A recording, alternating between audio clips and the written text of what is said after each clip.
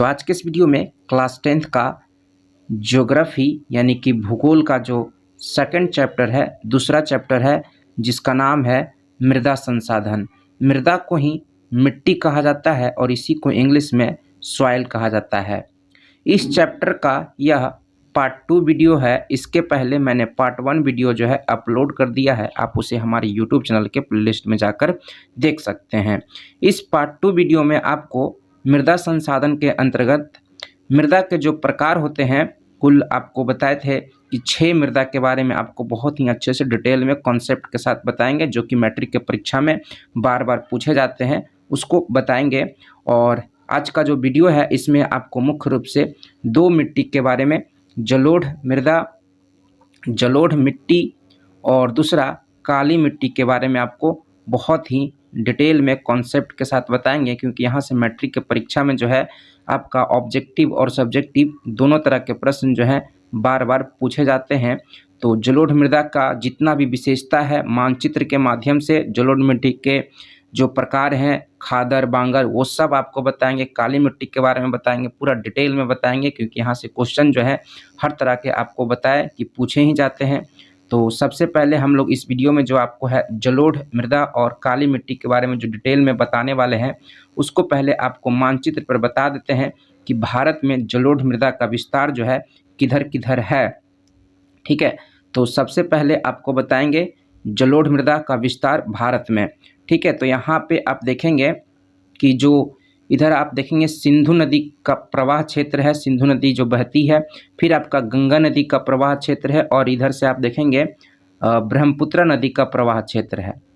तो सिंधु नदी, गंगा नदी और ब्रह्मपुत्र नदी, इन तीनों नदियों के द्वारा जो जल लाया जाता है और उसके निक्षेप से जो मिट्टी का निर्माण होता है वही आपका जलोढ़ मृदा होता है। और ये मुख्य रूप से भारत के मैदानी क्षेत्र में जो है मिट्टी पाई जाती है, जलोढ़ मृदा पाई जाती है। तो यहाँ पे आप देखेंगे मानचित्र में ये जितना क्षेत्र है ना, ये सारे के सारे क्षेत्र जो हैं आप देख रहे हैं, है ना, ये सब आपका जलोढ़ मृदा वाले क्षेत्र हैं। कलर चेंज करके आपको बताते हैं, ये सब देख रहे हैं, है ना। यहाँ से यहाँ तक हम लोग जाएंगे, गुजरात के कुछ क्षेत्रों में भी आपको जलोढ़ मृदा दिखाई देगा, है ना। ये पूरा देख रहे हैं, है ना, ये पूरा आपका क्या है, जलोढ़ मृदा वाला ही क्षेत्र है। ये पूरा आप देख रहे हैं गंगा का मैदानी क्षेत्र, सिंधु नदी का जो मैदानी क्षेत्र है और ब्रह्मपुत्र नदी का जो भारत में क्षेत्र है, इन सभी क्षेत्रों में जो है जलोढ़ मिट्टी का विस्तार पाया जाता है। ठीक है, फिर आपका जलोढ़ मिट्टी जो है आपका भारत के पूर्व में आप देखेंगे जो पूर्वी घाट वाला क्षेत्र है ना, ये आपका देख रहे हैं, ये पूर्वी घाट वाला क्षेत्र है ना, क्योंकि यहाँ पे बहुत सारी नदियाँ जो है डेल्टा बनाती है, और डेल्टा बनाने के कारण जो है यहाँ पे जलोढ़ मिट्टी का निर्माण जो है होता रहता है, अक्सर होता रहता है। यानी कि इन क्षेत्रों में, पूर्वी घाट वाले क्षेत्रों में जलोढ़ मिट्टी का बहुत ही अच्छा खासा विस्तार है। ठीक है, ये आपको जलोढ़ मिट्टी के बारे में विस्तार से आपको मानचित्र पे बता दिए। अब हम लोग भाषा के हिसाब से, मतलब लैंग्वेज में, आपको नोट्स में बहुत अच्छे से डिटेल में समझाते हुए आगे बढ़ेंगे। काली मिट्टी का भी आपको भारत के नक्शा पे बता देते हैं। देखेंगे ये आपका काली मिट्टी जो है आपका गुजरात वाले राज्यों में भी पाया जाता है, ये काली मिट्टी का क्षेत्र है। ठीक है, फिर आप देख रहे हैं महाराष्ट्र हो गया, मध्य प्रदेश का कुछ हिस्सा, छत्तीसगढ़, है ना, कर्नाटक, तेलंगाना, आंध्र प्रदेश, इन सभी क्षेत्रों में जो है, केरल के कुछ क्षेत्रों में जो है आप देख रहे हैं, ये सब जो है तमिलनाडु के कुछ क्षेत्रों में काली मिट्टी का विस्तार देखने को मिलता है। ये सब काली मिट्टी वाला क्षेत्र है। ठीक है, मानचित्र पर आपको समझा दिए। ठीक है, अब आते हैं हम लोग नोट्स के अकॉर्डिंग, डायरेक्ट जो आपको यहाँ बढ़िया से डिटेल में कॉन्सेप्ट के साथ लिखे हुए हैं, इसको समझाते हुए चलेंगे। इसको आप लोग कॉपी में नोट डाउन कर लेंगे। चलिए, जलोढ़ मिट्टी की बात करते हैं। इसको इंग्लिश में सॉइल, एलुवियल सॉइल कहा जाता है। क्या कहा जाता है? जलोढ़ मिट्टी को, जलोढ़ मृदा को एलुवियल सॉइल कहा जाता है। सबसे पहले बात करेंगे, जलोढ़ मृदा को दोमट मृदा या कछारी मृदा के नाम से भी जाना जाता है ना। जलोढ़ को ही दोमट या कछारी मृदा भी कहा जाता है। यह मृदा देश के कुल क्षेत्रफल का 40% हिस्सा पर उपस्थित है। भारत के सर्वाधिक क्षेत्रों में इसी प्रकार की मिट्टी जो है पाई जाती है ना। सबसे ज़्यादा जो है मिट्टी का विस्तार भारत में जो है जलोढ़ मिट्टी का ही है, और ये कुल क्षेत्रफल का, भारत का जितना भी कुल क्षेत्रफल उसमें 40% मिट्टी जो है, मिट्टी के एरिया में देखा जाए, मिट्टी के कॉन्सेप्ट में भारत में कुल जितना भी मिट्टी है, मृदा है, उसमें 40% मृदा जो है सिर्फ और सिर्फ जलोढ़ मिट्टी का ही है। और भारत में सबसे ज़्यादा इसी प्रकार की मिट्टी पाई जाती है, अर्थात जलोढ़ मिट्टी ही भारत में सबसे ज़्यादा पाई जाती है। यह मृदा हिमालय की 3 प्रमुख नदी प्रणालियों सिंधु, गंगा, ब्रह्मपुत्र द्वारा लाए गए मृदा के निक्षेप से, यानी कि जो इन नदियों के द्वारा मिट्टी बहाकर लाई जाती है जल के साथ, उसके निक्षेप से, उसके जमाव से जो है इस मिट्टी का निर्माण होता है, जलोढ़ मिट्टी का निर्माण होता है। इसके साथ ही पूर्वी तटीय मैदान स्थित जो महानदी गोदावरी, कावेरी, कृष्णा है ना, आदि नदियों के द्वारा निर्मित जो डेल्टा होता है, उससे भी क्या होता है, वहाँ पे भी मृदा जो है देखने को मिलता है, आपका जलोढ़ मिट्टी ही देखने को मिलता है। जैसा कि मानचित्र में आपको बताया कि जो पूर्वी घाट वाला क्षेत्र है आपका, है ना, पूर्वी घाट वाला जो क्षेत्र है भारत का, जिधर क्या होती है कि आपका महानदी कृष्णा, गोदावरी, कावेरी, ये सब नदियाँ क्या करती हैं, यहाँ पर डेल्टा बनाती है। तो यहाँ पे जो है इन नदियों के द्वारा जो मिट्टी बहा कर लाई जाती है, वहाँ पे भी आपको जलोढ़ मिट्टी का ही विस्तार देखने को मिलता है। फिर बात करते हैं, कुल मिलाकर भारत में लगभग 6.4 करोड़ हेक्टेयर क्षेत्र पर जलोढ़ मृदा का विस्तार है। यह भारत की सबसे उपजाऊ मिट्टी, आपसे पूछता है ऑब्जेक्टिव में कि भारत का सबसे उपजाऊ मिट्टी कौन सा है, तो वो है आपका जलोढ़ मिट्टी जो है भारत का सबसे उपजाऊ मिट्टी है। सबसे उपजाऊ होने के कारण इसमें उर्वरक की जो है, खाद की जो है जरूरत बहुत कम पड़ती है।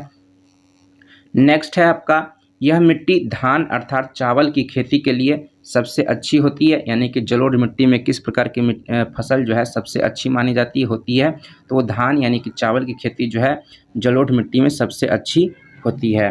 साथ ही इस मृदा में गेहूँ, मक्का, कपास, फल, सब्जियों का उत्पादन भी बहुत ज़्यादा देखने को मिलता है।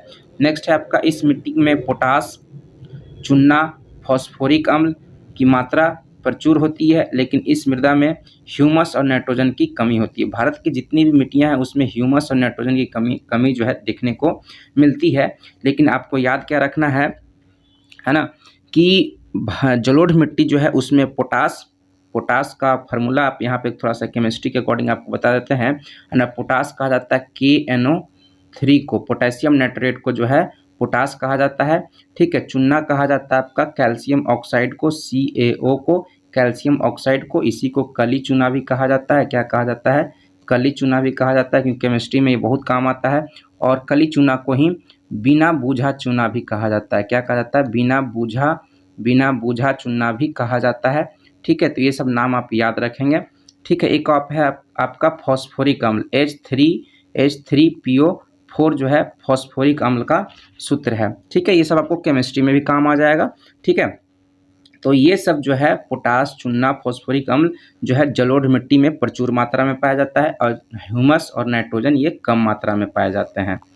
नेक्स्ट है आपका जलोढ़ मिट्टी के प्रकार। जलोढ़ मृदा के प्रकार कौन कौन से हैं, तो जलोढ़ मृदा जो है 2 प्रकार की होती है, एक होता है खादर, दूसरा होता है बांगर।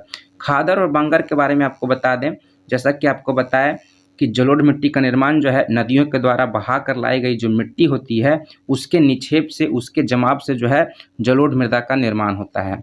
यहाँ पे जलोढ़ मिट्टी के 2 प्रकार आपको बताया, खादर और बांगर। खादर और बांगर दोनों जलोढ़ मिट्टी के ही टाइप हैं, है ना। आपको सिंपल भाषा में बता दें कि खादर और बांगर होता क्या है। तो जैसे कि आप देख रहे हैं, नदी देख रहे हैं, नदी का प्रवाह क्षेत्र है, मान लीजिए कि नदी है, तो नदी के द्वारा बहा कर लाई गई जो नवीन जलोढ़ मिट्टी होती है, नई जलोढ़ मिट्टी होती है ना, नवीन जलोढ़ मिट्टी जो होती है उसी को खादर कहा जाता है ना। ये बहुत ज़्यादा उपजाऊ होता है बांगर के तुलना में, ठीक है। ये खासकर नदी के किनारे वाले क्षेत्रों में ही जो है खादर मिट्टी पाई जाती है, ठीक है। और नदी के दूर वाले क्षेत्रों में जो है आपका बांगर पाया जाता है। ये बांगर जो है खादर के तुलना में कम उपजाऊ होता है, और ये पुरानी जलोढ़ मिट्टी होती है। ये क्या होती है, पुरानी जलोढ़ मिट्टी होती है, ठीक है। तो ये आपको याद रखना है। मैट्रिक के परीक्षा में आपसे यहाँ 2 तरह से प्रश्न पूछ सकता है। पहला आपसे पूछेगा कि खादर और बांगर मृदा से क्या समझते हैं, या खादर और बांगर मिट्टी में क्या करें, अंतर बताएं, ठीक है। तो इस तरह से मानचित्र बना करके इस तरह से पॉइंट वाइज क्या करेंगे, आप लिखेंगे तो आपको पूरा नंबर मिलेगा। तो फिगर आप समझ गए होंगे। अब यहाँ पे लिखा हुआ है जो आप समझ लीजिए। खादर, खादर यहाँ हेडलाइन देंगे, यह नई जलोढ़ मृदा है, या नवीन भी लिख सकते हैं। यह नई जलोढ़ मृदा है। इस प्रकार की मृदा नदी के निकट पाई जाती है। हर साल बाढ़ के कारण मिट्टी की नई परत का जमाव हो जाता है। बारीक गाद की उपस्थिति के कारण इस मृदा में जल धारण की करने की क्षमता जो है अधिक होती है। यह मृदा बांगर की तुलना में अधिक उपजाऊ होती है। ये खादर के बारे में बताया। बांगर के बारे में क्या है? बांगर यह पुरानी जलोढ़ मृदा है। यह मृदा बाढ़ प्रभावित क्षेत्रों से दूर पाई जाती है, अर्थात नदी से दूर पाई जाती है। ये मृदा खादर की तुलना में कम उपजाऊ होती है। तो इस तरह से आप खादर और बांगर के बारे में आप समझ गए होंगे। ठीक है, ये प्रॉपर जितना भी नोट्स बनाया है ये आपका भारतीय भवन बुक और BTBC जो आपका बिहार बोर्ड का टेक्स्ट बुक है उन दोनों से मिलाकर बनाए हुए हैं, है ना। तो कुछ भी आपका इसमें से नहीं छूटेगा। जो भी मैट्रिक परीक्षा में पूछेगा आप उसको आसानी से इसको पढ़ने के बाद बना सकते हैं, है ना। फिर नोट में लिखा हुआ उत्तर बिहार में बालू प्रधान जलोढ़ मृदा को दियारा भूमि के नाम से जाना जाता है। ऑब्जेक्टिव में पूछेगा कि उत्तर बिहार में बालू प्रधान जो जलोढ़ मृदा है उसको क्या कहा जाता है, तो उसको दियारा भूमि कहा जाता है। दियारा भूमि जो है आपका मक्के की खेती के लिए विश्व प्रसिद्ध माना जाता है ना। दियारा भूमि किस फसल के उत्पादन के लिए प्रसिद्ध माना जाता है, तो मक्के की खेती के लिए प्रसिद्ध माना जाता है। इस प्रकार से जलोढ़ मिट्टी के बारे में जितना भी इम्पोर्टेंट चीज था वो आपको बता दिए, है ना। अब हम लोग बात करते हैं काली मिट्टी के बारे में। किसकी मिट्टी के बारे में? काली मिट्टी, ब्लैक सॉइल के बारे में। ठीक है, काली मिट्टी को कई नामों से जाना जाता है। ठीक है, मैट्रिक की परीक्षा में कितने बार पूछा जा चुका है कि रेगुर मृदा किसको कहा जाता है, तो काली मिट्टी को कहा जाता है। ठीक है, तो रेगुर मृदा हो गया, काली कपासी मृदा हो गया, ट्रॉपिकल ब्लैक अर्थ हो गया, लावा निर्मित मृदा हो गया, स्वतः जुताई वाला मृदा, ये सब जो नाम है किसका है? काली मिट्टी का नाम है। किसका नाम है? काली मिट्टी को जो है इन नामों से जो है जाना जाता है। तो ये सब नाम आपको याद रखना है, ऑब्जेक्टिव में पूछेगा ही पूछेगा। काली मिट्टी का निर्माण जो है, काली मिट्टी के निर्माण की बात करते हैं। जैसे जलोढ़ मृदा का निर्माण कैसे होता है? नदियों के द्वारा बहा कर लाई गई जो मिट्टी होती है उसके जमाव से, उसके निक्षेप से तो जलोढ़ मृदा का निर्माण होता है। काली मिट्टी का निर्माण कैसे होता है तो वो आपको बताते हैं। काली मृदा का निर्माण जो है ज्वालामुखी विस्फोट से निकलने वाले लावा जब ठंडे होकर जम जाते हैं उसके बाद यह चट्टानों में बदल जाता है, जिसके कारण इस चट्टान को बेसाल्ट लावा चट्टान कहते हैं। इन चट्टानों के टूटने फूटने से ही क्या होता है? काली मिट्टी का निर्माण होता है। देखिए क्या होता है, यहाँ पे फिगर भी बना चुके हैं। देखिए ज्वालामुखी विस्फोट हुआ, ये मान लीजिए ज्वालामुखी फटा तो इससे जो लावा निकलता है और ठंडा हो जाता है। ठंडा होने के बाद क्या होता है? एक चट्टान बन जाता है जिसको बेसाल्ट लावा चट्टान कहते हैं। और यही बेसाल्ट लावा चट्टान जो है ना, बहुत लंबे समय के बाद क्या होता है? टूटता है, फूटता है, उसमें रासायनिक अभिक्रिया होती है ना, भौतिक परिवर्तन होता है, जिसके फलस्वरूप यह क्या होता है? काली मिट्टी के रूप में परिवर्तित हो जाता है। ठीक है, यह मृदा जो है, यह मृदा काली मिट्टी प्रायद्वीपीय भारत में अत्यधिक पाई जाती है। प्रायद्वीपीय भारत में आपको बताया था कि महाराष्ट्र हो गया, कर्नाटक हो गया, तमिलनाडु का कुछ क्षेत्र हो गया, आपका तेलंगाना हो गया, आंध्र प्रदेश का क्षेत्र हो गया, छत्तीसगढ़ हो गया, मध्य प्रदेश का कुछ क्षेत्र हो गया। इन सभी क्षेत्रों में जो है आपको क्या देखने को मिलता है? काली मिट्टी देखने को मिलता है। प्रायद्वीपीय भारत ठीक में ही पड़ता है ये सभी राज्य। ठीक है, अत्यधिक पाई जाती है। इनका विस्तार जो है महाराष्ट्र, गुजरात, कर्नाटक, आंध्र प्रदेश, तमिलनाडु, छत्तीसगढ़, मध्य प्रदेश इत्यादि राज्यों में पाया जाता है। काली मिट्टी का रंग की बात करेंगे। काली मिट्टी का रंग जो है ना, काला किसके कारण होता है? तो उसमें उपस्थित जो एल्युमिनियम और लोहा के यौगिक के कारण जो है काली मिट्टी का रंग काला होता है ना। आपसे पूछेगा कि काली मिट्टी का रंग जो है काला होता है निम्नलिखित में से किस यौगिक के कारण? तो एल्युमिनियम और लौह यौगिक के उपस्थिति के कारण जो है काली मिट्टी का रंग काला होता है। यह मृदा कपास की खेती के लिए सबसे अच्छी होती है ना। कपास की खेती के लिए कौन सी मिट्टी सबसे अच्छी मानी जाती है? तो काली मिट्टी जो है कपास की खेती के लिए सबसे अच्छी मानी जाती है। इसे काली कपासी मृदा भी कहा जाता है। ठीक है, भारत में यह मृदा लगभग 6.4 करोड़ हेक्टेयर भूमि पर फैला हुआ है ना। यह सबसे ज़्यादा काली मिट्टी जो है, काली मृदा जो है महाराष्ट्र में पाई जाती है। आपसे पूछा है कि सबसे ज़्यादा काली मिट्टी का विस्तार किस राज्य में है? तो महाराष्ट्र में है। ठीक है, सबसे अधिक कपास का उत्पादन जो है गुजरात राज्य में किया जाता है। काली मिट्टी का विस्तार तो महाराष्ट्र में है सबसे ज़्यादा, लेकिन कपास का उत्पादन जो है सबसे ज़्यादा गुजरात राज्य में किया जाता है। इस मृदा में नमी धारण करने की क्षमता अत्यधिक होती है। सबसे ज़्यादा नमी धारण करने की क्षमता जो है काली मिट्टी में होती है, जिसके कारण इसमें सिंचाई के लिए कम पानी की जरूरत होती है। इसी कारण इसे स्वतः जुताई वाली मिट्टी भी कहा जाता है, स्वतः जुताई वाली मृदा भी कहा जाता है, क्योंकि इसमें नमी धारण करने की क्षमता बहुत ज़्यादा होती है। क्या होता है, जब दरार जब ये गर्मी के दिनों में क्या होता है, मिट्टी में क्या होता है, दरार जो है काली मिट्टी में दरार बहुत ज़्यादा पड़ जाता है। तो जब इसमें पानी वर्षा वर्षा होता है या पानी डालते हैं तो पूरा अंदर अंदर तक क्या होता है, सोख लेता है, पानी चला जाता है और चारों तरफ से क्या होता है, भींग जाता है अंदर ही अंदर। तो वो मिट्टी क्या हो जाता है, एक तरह से स्वतः जुता जाता है। नेक्स्ट है आपका, इस मिट्टी में कैल्शियम कार्बोनेट का सूत्र होता है CaCO3। कैल्शियम कार्बोनेट को ही संगमरमर कहा जाता है।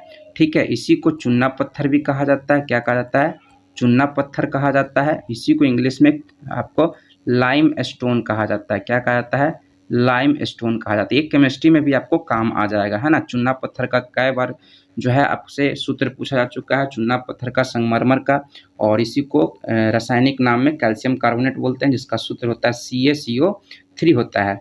उसके अलावा काली मिट्टी में कैल्शियम कार्बोनेट, मैग्नीशियम, पोटास और चूना की मात्रा जो है अत्यधिक पाई जाती है। इस मिट्टी में ह्यूमस, फास्फोरस और नाइट्रोजन की मात्रा जो है कम पाई जाती है। अर्थात आपको बताया शुरू में कि ह्यूमस और नाइट्रोजन, ये सब, फास्फोरस की मात्रा जो है लगभग भारत के सभी मिट्टियों में कम पाई जाती है। इस मृदा में कपास, गेहूं, गन्ना, प्याज, फलों व अन्य फसलों का उत्पादन जो है अत्यधिक देखने को मिलता है।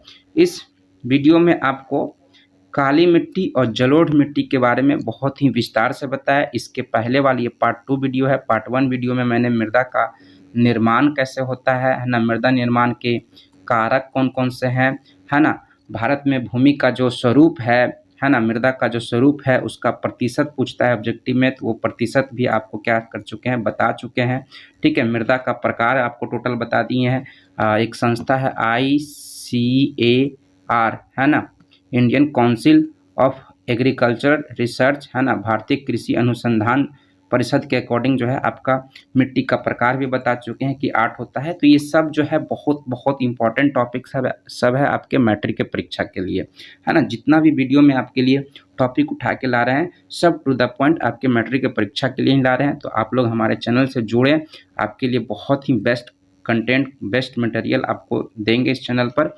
तो चलिए मिलते हैं इस चैप्टर के नेक्स्ट वीडियो में। Thank you.